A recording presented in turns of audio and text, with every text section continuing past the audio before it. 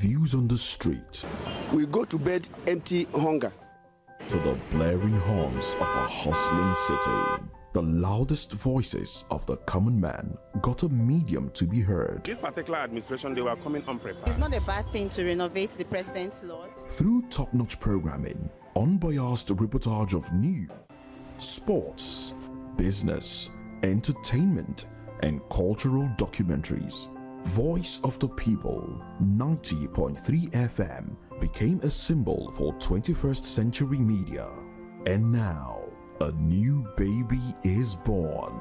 Voice of the People Television, VOP TV, youthful, full of vigor and penchant for the wrongs, applauding the rights, dissecting the news without fear or favor, through factual and accurate stories and contents, Corruption kills three things that makes a society. representing the interests of the people and giving them a voice. Voice of the People TV is here to stay towards building a fair society. VOP TV, Voice of the People Television, truly a voice for the people.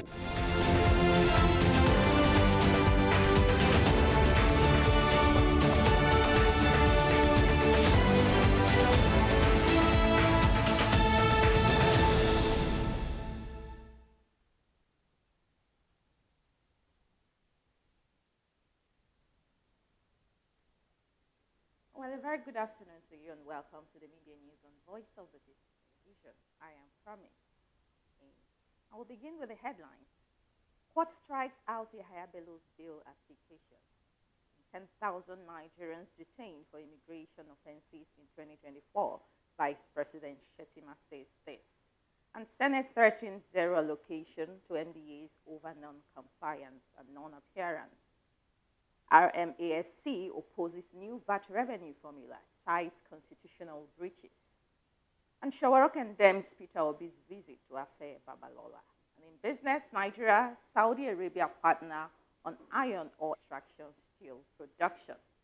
And in sports, Fulham celebrates Iwobi's 50th appearance.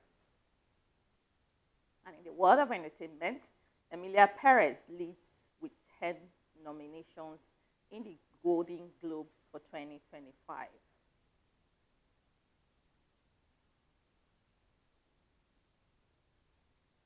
Well, before we begin the news, kindly visit our website on www.vop.ng for fresh and trending stories daily. And now the news in details. Justice Mariam Aneni of the Federal High Court of Capital Territory has struck out the bail application of former Kogi State Governor Yahaya Bello. Justice Aneni struck out the application on the ground that it was filed as of the time the former governor was yet to be taken into custody by the Economic and Financial Crimes Commission, EFCC. And now the application was filed on November 22nd, while the former governor was taken into custody by the Anti-Graft Agency on November 26th and arraigned on November 27th. The judge, however, admitted the second defendant in the matter, Umaru Oricha, to bail with a sum of 300 million naira with two shorties in the like sum. Justice Aneni is yet to decide the fate of third defendants in the matter. And Yahaya Bello, who governed Kogi State from 2016 to 2024, is facing trial over alleged complicity in a 110 billion naira fraud.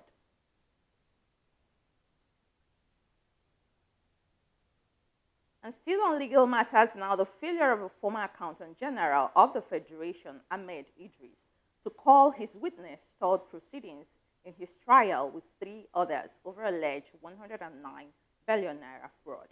Idris was expected to open his defense in the trial within trial being conducted in the case to ascertain the voluntariness or otherwise of his extrajudicial statements. The trial within trial was reinstated by Idris' claim that he was, among others, tricked by operatives of the Economic and Financial Crimes Commission to admit some allegations against him. The prosecution has since closed its case in the trial within trial, during which it called some witnesses, mostly officials of the EFCC, who interrogated Idris and took statements from him. And at the mention of the case, his lawyer, Kanayo Okafor, maintained that although his client was scheduled to open his defense in the trial within trial, it would be impossible for him to proceed because his witness was not available at the time. And moving on, Vice President Kashim Shettima has revealed that at least 10,000 Nigerians were detained for the immigration offenses in African and European countries this year. He, however, applauded the contributions of the Nigerian immigration to the global economy, saying Nigerian accounts for the highest of all diaspora remittances in West Africa. Speaking during the 10th Annual National Migration Dialogue with the theme Beyond Borders, Celebrating Migrants, Legacy Protecting Their Rights, at the banquet hall of the Presidential Villa in Abuja, the Vice President stressed that Nigerians migrants have become global ambassadors who excel in technology, medicine, sports, creative arts, and other human endeavors. Vice President Shettima also assured that the administration of President Bola Tinubu is committed to tackling the challenges of migration. The resolve, he said, the president reaffirmed at this year's United Nations General Assembly. In her remarks, Chairman of the Nigerian Diaspora Commission, Abike Dabiri Erewa, said the Nigerian diaspora represents the very best of the world, hard-working, brilliant, intelligent, and developing world economies. All right, this report says that German President Frank-Walter Steinmeier will arrive in the country later today for a 3-day official visit.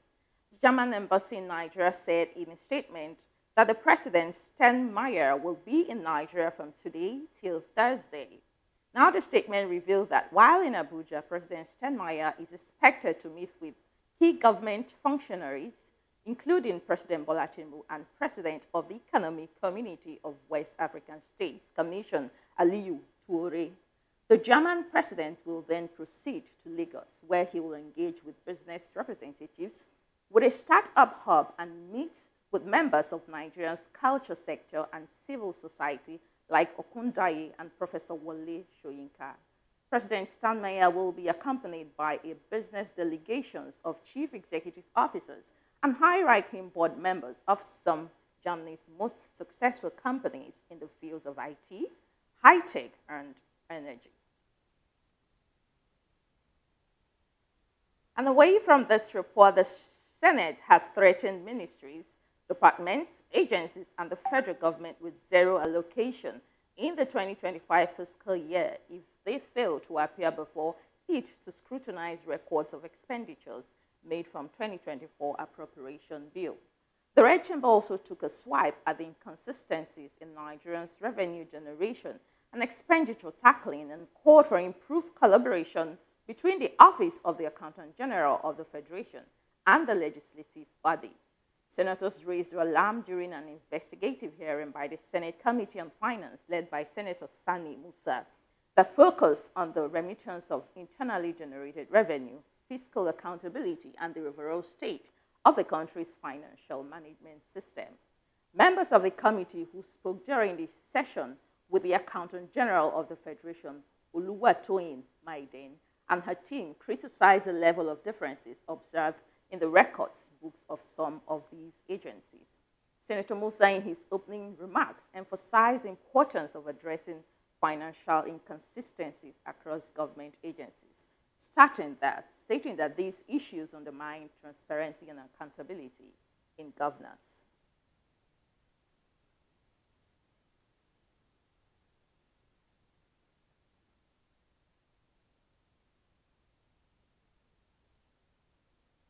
The Revenue Mobilization and Allocation and Fiscal Commission has faulted the value-added tax formula proposed in the tax reform bills, citing constitutional breaches.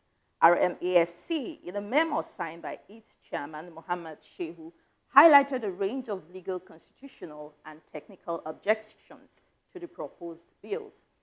Shehu said relevant sections of the Constitution grants the Revenue Mobilization Allocation and the Fiscal Commissions the sole authority to determine the formula for equitable revenue sharing among the 3 tiers of government. He added that the mandate of the Commission also includes ensuring the The formula reflects principles of fairness and justice. The National Assembly Service Commission has appointed Andrew Moba as the new clerk of the Senate. The Commission's Deputy Director of Information, Emmanuel Amfigo, disclosed in a statement that Moba's appointment takes effect from today. Amfigo, in the statement, also disclosed that the Commission's further endorsed the elevation of other key officers of the National Assembly bureaucracy. Emmanuel Order was appointed Deputy Clerk in Administration, Senate, while Vivian Njemanze was appointed Deputy Clerk, Administration, House of Representatives. Also, Obasi Ukonha is now the Secretary of the Directorate of Legislative Budget and Planning. And on the other hand, Rollins Agada was deployed from his former position of Deputy Clerk, Administration, Senate to Deputy Clerk, Legislative, Senate, while Florence Kehinde was deployed from her former position as Deputy Clerk, Administration, House of Representatives to Deputy Clerk, Legislative in the House of Representatives still. And away from the National Assembly now, the presidential candidate of the African Action Congress, AAC, in the 2023 general election, Omoyele Sowore, has criticized former Labour Party presidential candidate Peter Obi for visiting renowned legal icon Chief Afe Babalola to discuss ongoing legal cases involving activist lawyer Dele Farotimi. Obi, accompanied by the Labour Party's candidate in the 2024 governorship election in Ondo State, Shola Ebisheni, had on Monday visited Babalola in his office in Ado-Ekiti, in Ekiti State capital, to appeal to the senior advocate of Nigeria on the matter of Farotimi. And as part of the visit to Ekiti State, Obi also had some sessions with the detained activist Dele Farotimi in prison. For reacting to the development, Sowore, in a post on his X handle, condemned Obi for visiting Babalola to seek forgiveness for Farotimi. The AAC presidential candidate, who had also called for a protest in Ekiti, Lagos, Abuja, London, against the Nigerian police and the judiciary in the handling of the case, said that Obi's action has dealt a big blow to the struggle to root out the alleged corruption in the nation's judicial system. Moving on, VOP TV's Abuja correspondent Chuka Chukudeli has described the revelations extracted from a leaked U.S. government that senior lawyer Afe Babalola spent at least $1,125,000 on 5 judges who sat at the Court of Appeal in the early 2000s to proceed favorable judgments for his clients, then Adamawa Governor Bonny Haruna, as an interesting development. Speaking today at our flagship breakfast show, VOP TV This Morning, Chukudile described the allegations as a speculation, saying that it is a developing story. And on his report, VOP TV's in-house analyst, Barrister Darlington Agomo, said new evidences like the WikiLeaks allegations is admissible in court. Barrister Agomo, however, expressed doubts that court will indict itself in a case it had already ruled out. Well, and joining us in the studio to analyze the stories are Moise, our in-house analyst, Barrister Darlington Agomo. Good afternoon, sir. Speaking of, which you're here with us in the studio. Which of the Darlington? Barrister Darlington. The one in the morning or the one here? The one in the afternoon. Also the one in the morning. Good to have you, sir. It's okay, promise. How are you? Fine, thank you. Thanks for joining us. We'll also be joining us virtually from Abuja studio, political analyst Kunle Adeniyan will be joining us later virtually. But Barrister, let's start off with you. Let's start off with Dele Farotimi's case now. The last statement we heard was that he's in court now, appeared in court in Ado-Ekiti. What is going to happen today? What do you think will likely happen in that judgment today? What is it for he has been granted bail, and then he's now waiting for the court to strike out the case for lack of merit, talk of a no case submission. So let's see what the court will say, but I know it will not end there. because the complainant here may not agree. It is the onus on him to adduce reasons why the court will not strike it out, according to Delhi. And then to bring further evidence, because the court does not just believe in hearsay. You have to bring the evidence and then authenticate it.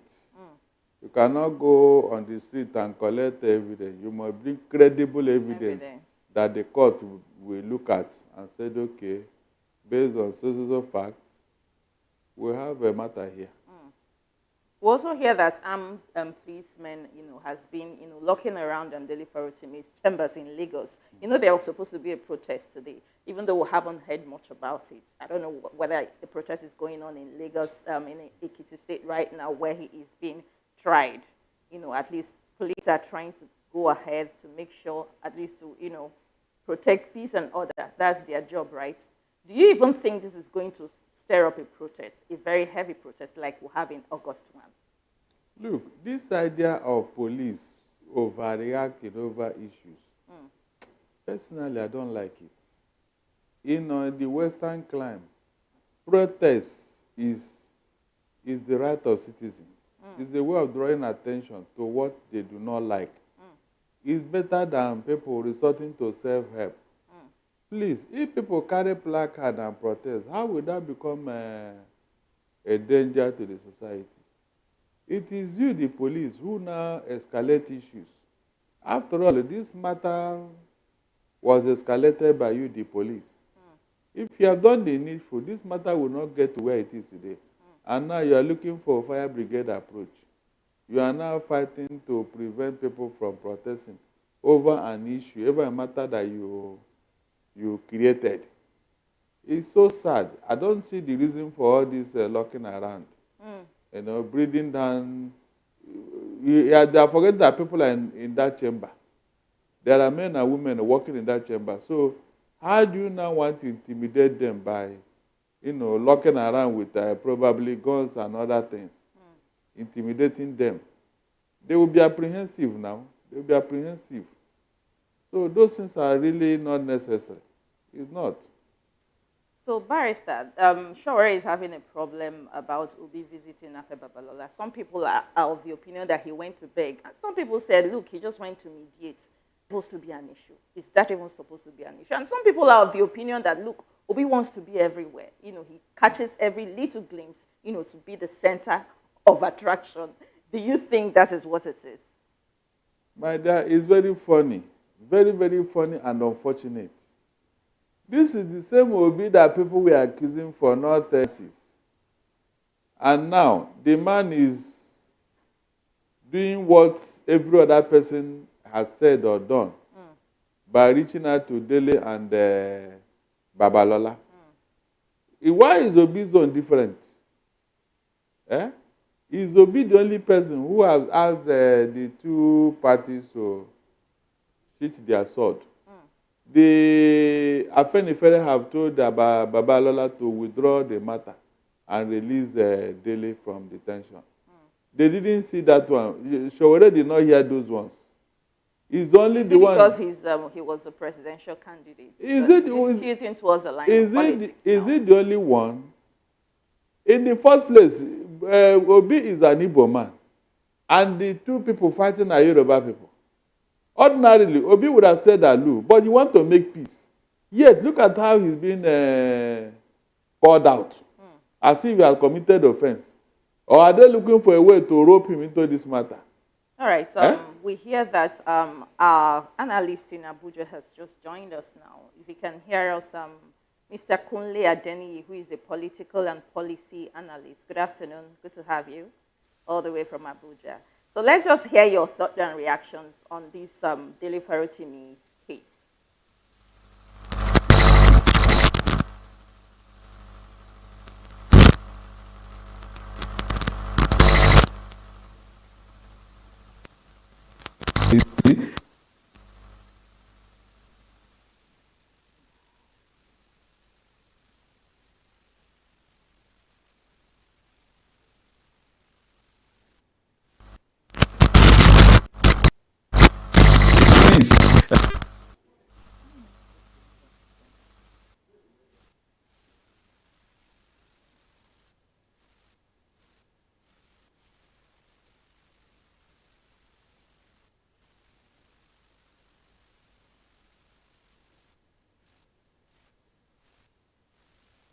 right. Even though some people actually are also All aligned, right, thank but you, look, thank if you, there thank is you, an Mr. issue, Kunle. I wonder if our Oka correspondent Babalola'S is there and is able to join us. We'd also like to get your thoughts and reactions on Farotimi's case. If you are there, please, Babalola'S.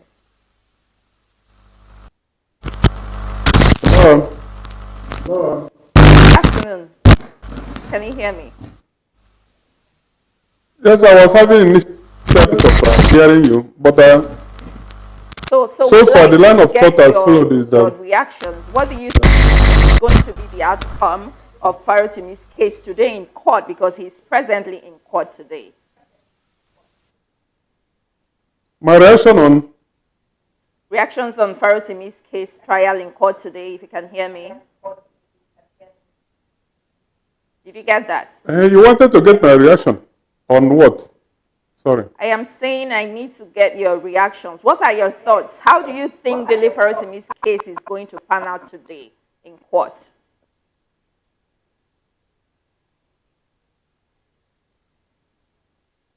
My understanding of what is unfolding is that he has already said, put in for a no case submission.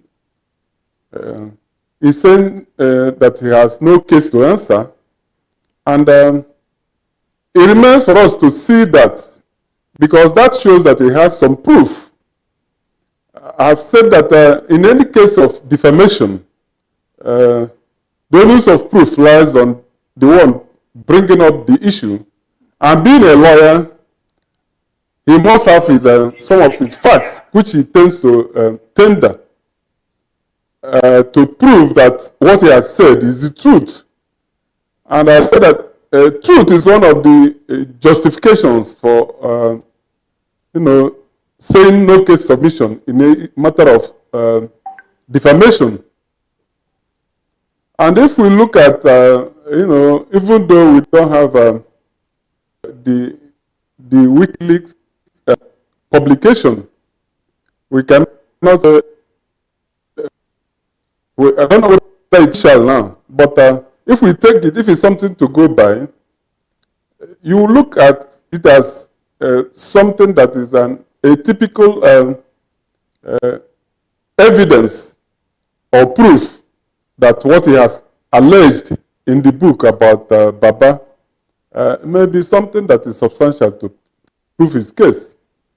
So all in all, I think that he is not,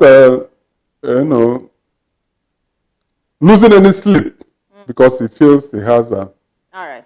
his Thank you proof. so much. Thank That's you. the way I look at it.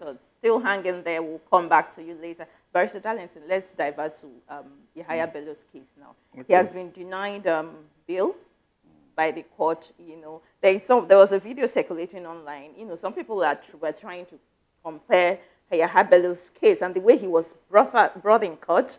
Freely, he was even waving, to his supporters and all of that. And in Farotimi's case yesterday, he was handcuffed, like a common criminal. And some Nigerians really, had issues with that. And today, Yahaya Bello has been denied bail, due to some circumstances there. How do you think Bello's case is going to pan out?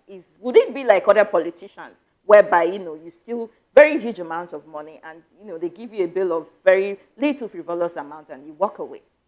Unless we find a way of punishing some ex-governors or ministers or politically exposed persons, including ex-presidents, we will never get out of the wood when it comes to fighting corruption. We will never. People steal without conscience in this country. It is only when they leave office you now begin to see how they have plundered their state or their country. And then they will use the same money. They will use the same money to mess up the judiciary. You now have billionaire judges. You ask yourself, where did this money come from? Where did this money come from? I mean, real money, billions. And these are money they did not work for. So whenever they are stealing money, they will steal extra for their court case in case the matter comes up in court. That has been the modus operandi. Everybody is aware of this method. I have never seen any of these people that have been jailed. None of them is in jail, even though they managed to prosecute and send to jail. It won't take 2 days before they are brought out. You now ask yourself, how are we fighting corruption here? No, he has been there for like 1 week now. If I'm What is quite 1 correct. week? What Isn't is it something, Barrister? So compared to what he did, 110 billion. he should fraud be there. He allegation. should be there for life. He should be there for life. In some countries, it is execution. How can you steal Countries like China. You can't still live in 10,000 yen in China and live to eat the money. It can never happen. You know what will happen. And it's because of this reason that China have enough money in their treasury to be able to give you money and then do what they are doing. Promise, if you hear and see the amount of money people have stolen in this country, you will ask yourself how this country is still existing. Was it not the EFCC chairman who said it? That he wondered how this country is still breathing or existing after seeing all the humongous amount of money that have been stolen. That is the end of the matter. He couldn't do anything to bring those people who stole this money to book. That will tell you that there is something wrong about us. The way we are fighting corruption, we need to devise another means, seriously. Because it's like a joke now. Everybody feels so confident, so relaxed when they are accused of stealing billions. They are not even bothered. Look at him waving at people, somebody who stole money, as if he has achieved one great feat. He's not even ashamed of it. And the reason the judge, justice, and any denying him bail or struck out that application was on the ground that the case was filed. His bail application was filed even before he was brought into custody. He already filed, to be released before he was even brought into custody. Probably if he had filed when he was in custody, he would probably be released today. Who knows that? But let's get Abuja's correspondent's we'll still talk about reaction before we come back to you, Barrister Darlington. Mr. Kunle, are you there? So let's hear your thoughts on Bello's case. What do you think is going to happen at the end of the day?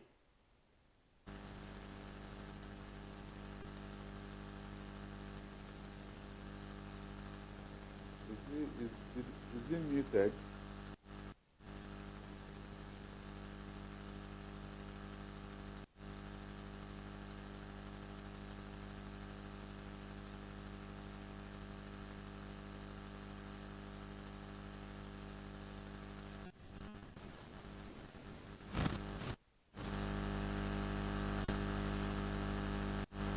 All right. Thank you so much, Mr. Kunle Adeniyi. Thank you so much for your thoughts. It's quite not clear that we could barely hear you, but thank you so much for the thoughts and reaction. We'll try and get back to you, as we proceed before we round off the media analysis. So, Barrister, yes. Still on Bello's case now, with the whole hula baloo EFCC chairman, there was a time he swore to us that, listen, if he doesn't, prosecute Bello and brought him to book, he was going to resign. So it looks like a promise fulfilled to Nigeria, yes. Like a right step in fighting corruption. Yeah, whenever a matter is in court, you don't need to begin to display violence or brigandage or whatever. You need to follow the court patiently and not do anything extraordinary. Perhaps that is what was tying down the hand of the EFCC chairman. Because he knows that eventually the man will be brought to book. He cannot hide forever. More so when he cannot leave this country. There's no way Yahya Bello would have left this country, either through the border or through the airport, because his pictures are all over the place. They're waiting for him. So he was declared wanted. Wanted. So he had to show up. He had to show. That was when I knew that, yes, EFCC, they have done the right thing. I knew that eventually he will appear. He will show himself because he cannot hide forever. It's not possible. Right. It's a matter of time. And eventually he showed up. He showed up. So let him face the music. Let's see how that's going to happen. Yes. The only problem I have now is the trial proper. Whether political influence will not be involved in it. Because his godfather or those behind him, from what Dele Fa wrote to me have said. So I said it's very sad that nobody has been sent to jail and the person will remain in jail. All these people, none of them. The moment they are granted So bail, what is the purpose of creating this anti-corruption body? I'm telling you, when they cannot prosecute someone and someone sister, serve and does his jail term. It's So so what sad. is the point and purpose? I'm Some telling people you, ask. we have messed up the system. People, these politicians, they have everywhere, from the court to the judiciary to even the legislature. No, in fact, we don't have institutions again that will checkmate corruption. We don't have. You don't have. People just feel free, especially those who will tell you go to court. Go to court after they have committed a serious crime and offense. So they will tell you go to court as if the court is like a heaven for criminals. And Barrister, bringing us back to Farotime's case, you know that that's leaky wheat cable, you know, that's gone viral, accused Afe Babalola of allegedly trying to bribe high court judges with 1,125,000 naira. That's like $250,000, sorry, each of them. Now, the thing is, it somehow indicted the former Adamawa State governor and also indicted former president Olusegun Obasanjo. And President Olusegun Obasanjo, former president, has been like a crusader of anti-corruption lately. Even yesterday, he made quite a lot of statements, you know, about our loan and corruption, how we need to fight corruption and all of that. But somehow he was indicted in the case. So what is the point? Isn't that hypocrisy? Some would ask. I said all of them. That's why most time when Obasanjo talk, I will turn off my nose. Because the man is trying to claim Mr. Clean. Meanwhile, the foundation of all this was led by him. It's true that the EFCC was formed under his watch. He created and formed EFCC. But did he allow them to do their work? The answer is no. The answer is no. So why hasn't the body been resolved then, or at least some reshuffle, rehabilitation, or training? Some people even mooted the idea. They even went to court that EFCC should be disbanded. But when it got to a point, they now realized that it was an act of parliament. EFCC was created by an act of parliament. And you cannot willy-nilly dissolve it like that. It's not possible. That was the end of the matter. The court threw it away.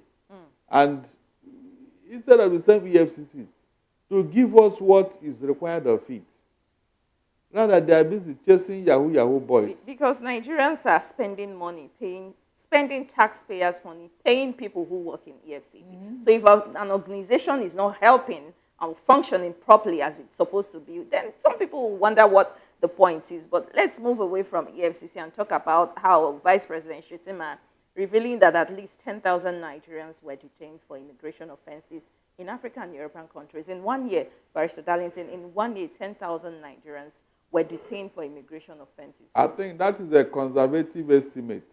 Okay. These are the ones they could capture. They could capture. There are so people will wonder why, because a lot of, like in South Africa, when President Tinubu went to South Africa and had that deal of 5-year visa extension for Nigerians with Cyril Ramaphosa, the president of South Africa, South Africans were angry, and they are still angry on social media. They are trying to call back their president. You know, they are wondering why the president could make such decision. It looks like some countries are really careful about letting Nigerians into their system. Why are Nigerians running away? The question will be, why are we running away from our country? Is it because of economic policies? Is it because of economic hardship? What is the reason? Is it insecurity? What is the reason, Barrister Darlington? It is natural for people to live for greener pasture. Natural. That is the first law of nature and man is self-preservation. Whenever you are in an environment where your interest is not guaranteed, you must look for an alternative. In the 70s, when our economy was so buoyant, when Naira was stronger than the dollar, Americans were here driving cars in Ikoyi. They were doing curfew, driving for most of our big men and all that. In the 70s, it happened in this country. All because of what? The money. Money. People follow the money. Wherever the money is, people go there. So it's natural. It's not the only reason why it is so sad in the case of Nigeria is that God has blessed us so much. So why are we suffering? Nobody can. With natural resources. God, yeah, bless us with natural resources and human resources. No leader to It harness. looks like Africa as a whole is blessed with natural resources, but Not all people Africa. wonder why they are not blessed with good leadership. And not all African states are blessed. So. But the ones that are blessed, what are they doing? Like DR Congo. Other African countries who allow themselves to be plundered by the white men and all that. In the case of Nigeria, it is not the white man that is plundering us. It is our own people, our own politicians.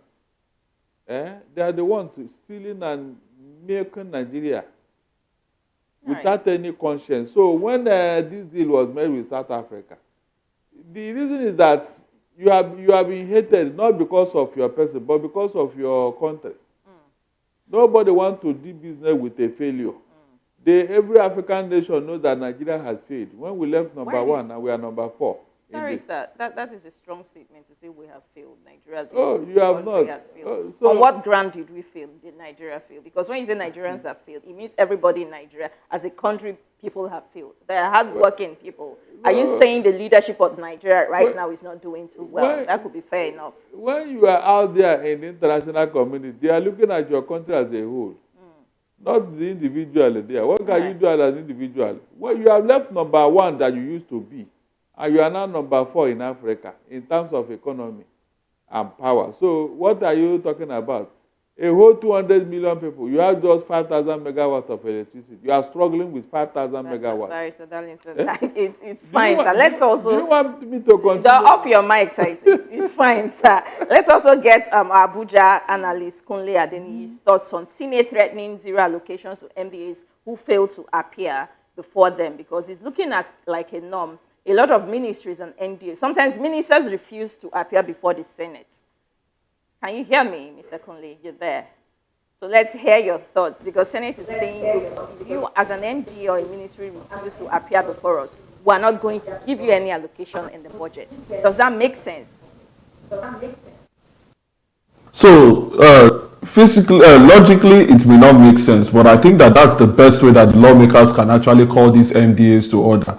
Because like you made reference to, anytime we have a budget defense, anytime we have budget submissions, this is not the first time this is happening. At every point in time, your proposals, you call them. If there are questions, you must defend the budgetary provisions that you are making requests and demanding allocations for. So there has to be checking and balances there. Thank you so much. Let's also hear our OCA's reaction on the revenue mobilization and allocation of Fiscal Commission now faulting the value-added tax sharing formula proposed in the tax reform bills, and it's citing constitutional breaches. So it looks like there are some issues going on with the tax reform bills. Northerners are saying, no, we don't want these bills. Yesterday... It's part of politicking, like the way I look at it. They say they want to come back and consult with their constituents. That is, for me, just giving an excuse.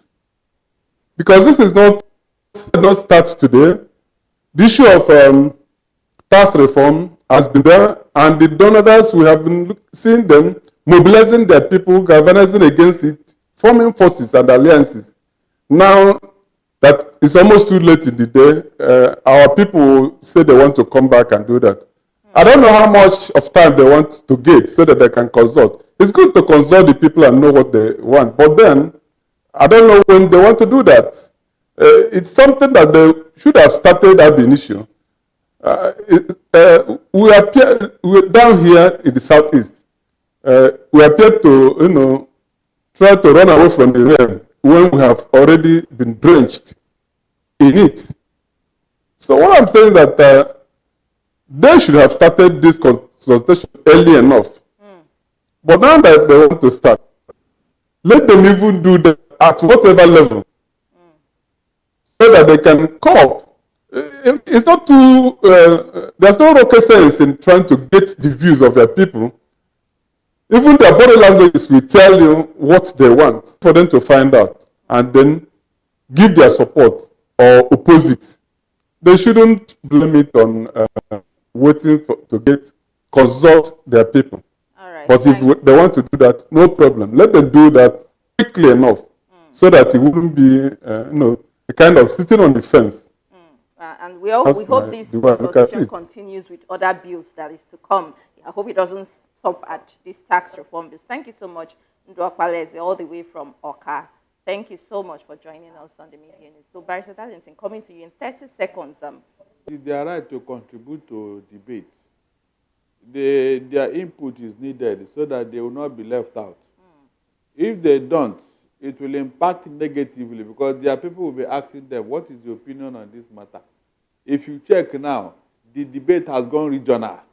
Every region is now debating data to know where they're falling. And this is looking like the first bill people are people are interested in. Exactly. Want to know what is going on. Exactly. All because of what is generated. And when some of us raised eyebrow, initially the National Assembly was very eager to pass this bill. Until some of us raised eyebrow and said no. But eyebrow about the third party. Yes. And other things that have not been spelled out. It was at that point that Tinubu now told them to liaise with the Ministry of Justice, where the matter is. Who will collect this tax? Who will the tax collector be reporting to? And I made several allusions to what happened in Lagos State here, when Alpha Beta was the sole collection of this tax. And you and I know how it ended. Okay, their case file is with EFCC I now. wish we have time so to these are the touch more a little bit on that third party. Maybe so some other time. we woke up the consciousness of Nigerians and the National Assembly for them to look into what is the dark tax bill. Thank you so much, Barrister Darlington, for joining us in the studio here. And many thanks to Mr. Kunle Adeniyi, a policy and political analyst that joined us all the way from our Abuja studio. Would say many thanks once again. Thank you so much, gentlemen. And Babalola'S, of course, from Oka. Many thanks for joining us. So we'll go on a quick break now and return. Thank you. More stories. Stay tuned.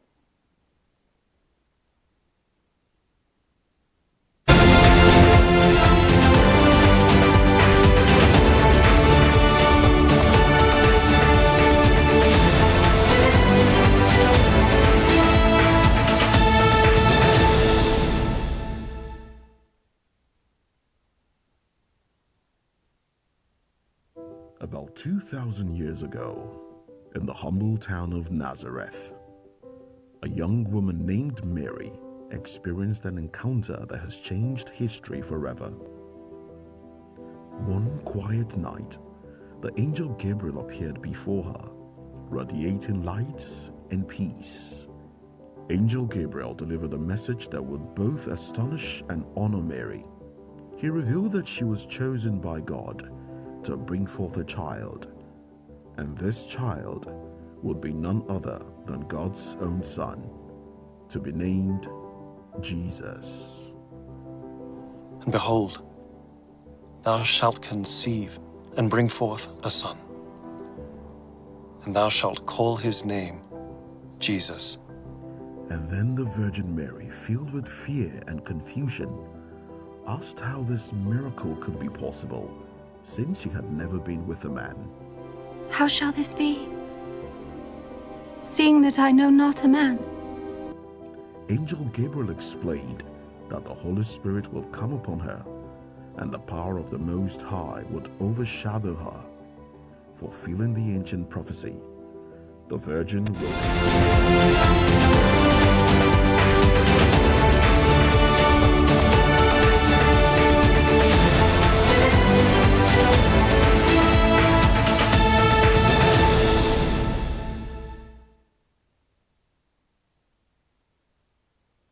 Right, welcome back and thanks for joining us. Of course, this is still the Midday News on Voice of the People TV. And now with more stories, the Association of Resident Doctors, Federal Capital Territory Administration, has raised concern over the alarming recurring abduction of healthcare workers across Nigeria. Now speaking at a news conference, the FCT president of the medical body, Dr. Rahman Olayinka, urged the government at all levels to address the worsening insecurity situation. Dr. Olayinka described the abduction as a serious concern, highlighting that insecurity is one of the primary factors driving doctors to seek better opportunities abroad, alongside the persistent issue of inadequate welfare. He also pointed out the healthcare workers, including members of the National Association of Resident Doctors, have persistently engaged with the government on issues concerning welfare. including salaries, working conditions, and security, lamenting that these concerns remain largely unresolved. And moving on, Nigerian Immigration Service has announced a suspension of services at its headquarters in Abuja. The closure was disclosed in a public notice signed by NISC spokesperson Kenneth Udo. Udo said the closure is due to the scheduled presidential commissioning of the agency's newly completed technology complex. The immigration official said services to be affected includes passport issuance and renewals requiring biometric capturing and other immigration and banking services provided at the headquarters. Udo added that the NIS online portal will remain operational during this shutdown.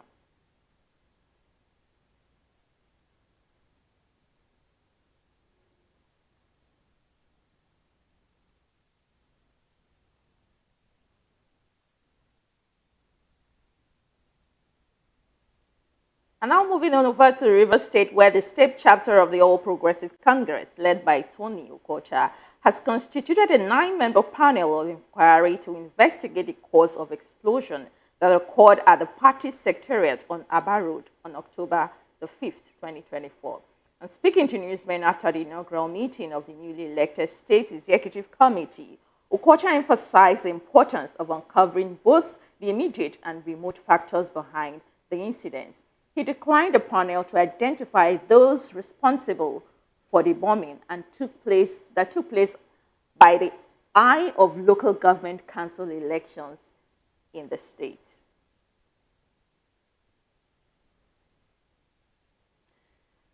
All right, moving on to business stories now. Nigeria and the Kingdom of Saudi Arabia have established a partnership to extract iron ore and process steel in Nigeria.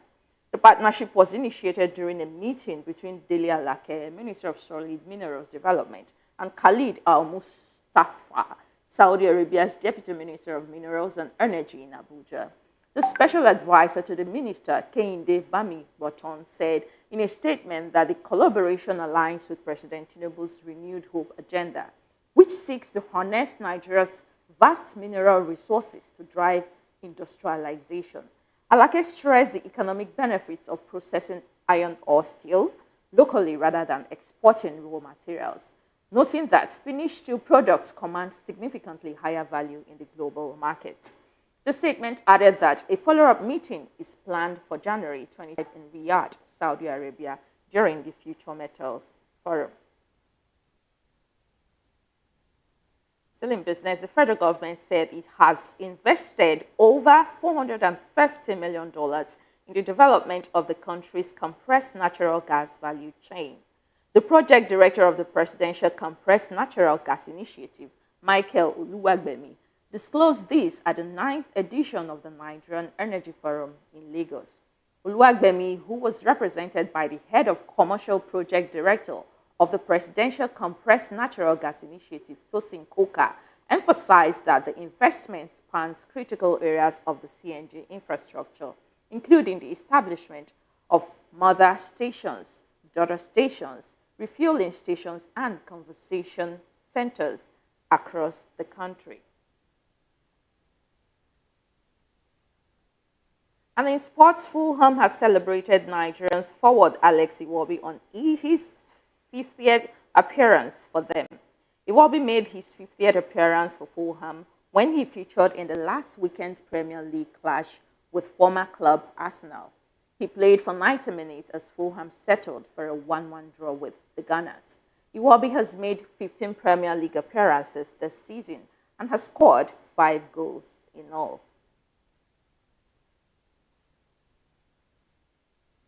Still talking sports, the Premier League's case against Manchester City over their alleged 115 financial breaches has been concluded. The final arguments were heard at London's International Dispute Resolution Centre. City are accused of multiple breaches of financial fair play rules and of failing to cooperate with the subsequent investigation.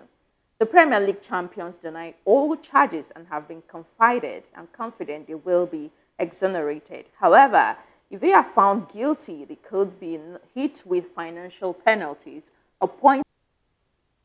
And now talking entertainment, Nollywood star Osasi Yodaro has revealed an upcoming movie collaboration with Grammy Award-winning artist Burna Boy. The actress